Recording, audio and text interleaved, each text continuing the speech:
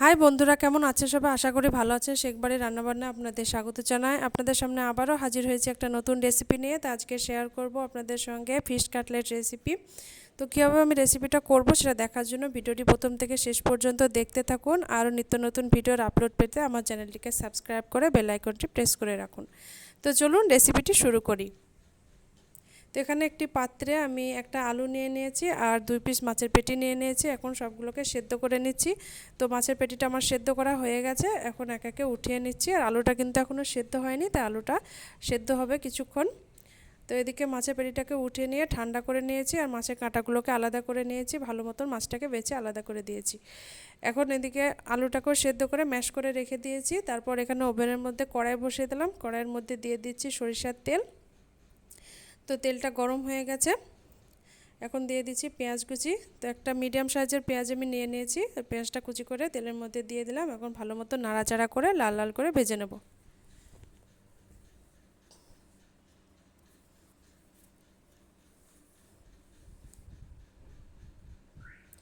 তো দেখতেই পাচ্ছেন অনেকটা লাল লাল হয়ে গেছে। এখন এই পর্যায়ে দিয়ে দিচ্ছি কাঁচা লঙ্কা কুচি, রসুন কুচি, হাফ চা চামচ হলুদ গুঁড়ো, হাফ চা চামচ লঙ্কা গুঁড়ো, হাফ চা চামচ জিরে গুঁড়ো, হাফ চা চামচ ধনে গুঁড়ো। সবগুলোকে একবার নাড়িয়ে চাড়িয়ে দিলাম। তার মধ্যে দিয়ে দিয়েছি হাফ চা চামচ আদা বাটা, আবারও সবগুলোকে নাড়িয়ে চাড়িয়ে দিলাম। এখন বেছে রাখা মাছটাকে অ্যাড করছি। মাছটার সঙ্গে ভালো মতন মশলাটাকে নাড়িয়ে চাড়িয়ে নিলাম। তার মধ্যে দিয়ে দিলাম ম্যাশ করে রাখা আলু। আলুটাকে সব কিছুর সঙ্গে ভালো মতো মিশিয়ে নেব। এখন স্বাদ মতো লবণ দিয়ে দিলাম। লবণটা দিয়ে আবারও নাড়িয়ে চাড়িয়ে দিলাম। তারপর দিয়ে দিচ্ছি এখানে হাফ চা চামচ চাট মশলা। চাট মশলাটা দেওয়ার পরেও আমি সব কিছুকে ভালো মতো নাড়িয়ে চাড়িয়ে মিশিয়ে নিচ্ছি। তো সব কিছুকে নাড়িয়ে চাড়িয়ে নিয়ে একটা সুন্দর একটা কাটলেটের পুর বানিয়ে নিয়েছি। তো পুরটাকে উঠিয়ে নিলাম আর ঠান্ডা করে নিচ্ছি। তো পুর ঠান্ডা হয়ে গেছে। এখানে আমি নিয়ে নিয়েছি ডিম, একটা ডিম ফাটিয়ে নিয়েছি, আর একটা পাত্রে নিয়ে নিয়েছি বেসন, আর একটা পাত্রে টোস্টের গুঁড়ো নিয়ে নিয়েছি। তো অল্প অল্প করে পুর নেব আর এরকম গোল গোল শেপ দিয়ে আমি কাটলেটগুলোকে বানিয়ে নেব। তো আপনারা চাইলে কিন্তু অন্যরকমও শেপ দিতে পারেন। তো আমি গোল গোল করে বানিয়ে নিয়েছি। তো প্রথমে বেসনের মধ্যে ডুবিয়ে নিলাম, তারপর ডিমের মধ্যে ডুবিয়ে নিলাম, তারপর টোস্টের গুঁড়োর মধ্যে ভালো মতন কোট করে নিচ্ছি।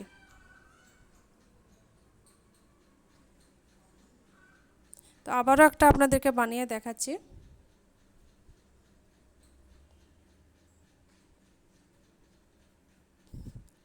তো প্রথমে বেসনের মধ্যে ডুবিয়ে নেব,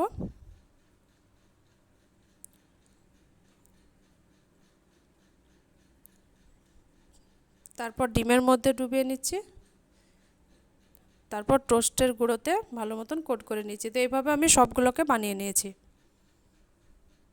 এই যে দেখতেই পাচ্ছেন সবগুলোকে বানিয়ে নিয়েছি। এখন এগুলোকে ভেজে নেব। তো এদিকে ওভেনের মধ্যে কড়াই বসিয়ে দিয়েছি। কড়াইয়ের মধ্যে দিয়ে দিলাম সাদা তেল। তো তেল হালকা গরম হয়ে গেছে। তেলের মধ্যে একে একে আমি সব কাটলেটগুলোকে দিয়ে দিচ্ছি।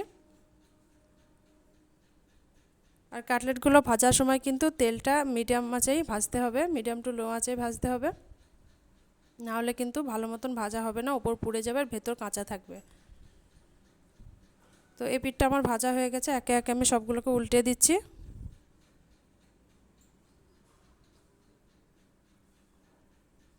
তো উল্টে পাল্টে ভালো মতো সবগুলোকে ভেজে নিয়েছে, একে একে আমি উঠিয়ে নিচ্ছি। তো দেখতেই পাচ্ছেন আর একটা ভেঙে আপনাদেরকে দেখিয়ে দিচ্ছি। দেখুন কত সুন্দর হয়েছে, দেখে বুঝতেই পারছেন কতটা টেস্টি হয়েছে খেতে। তো আমার রেসিপি যদি ভালো লাগে অবশ্যই কমেন্ট করে জানাবেন, সাথে লাইক করবেন আর আমার রান্নাটিকে বেশি বেশি করে শেয়ার করবেন। আমার চ্যানেলটিকে সাবস্ক্রাইব করে বেল আইকনটি প্রেস করে রাখবেন, যাতে নিত্য নতুন ভিডিওর আপলোড সবার আগে আপনাদের কাছে পৌঁছে যায়। সবাই ভালো থাকবেন, সুস্থ থাকবেন। আজকের মতন বিদায় নিচ্ছি। দেখা হবে পরবর্তী ভিডিওতে নতুন রেসিপি নিয়ে।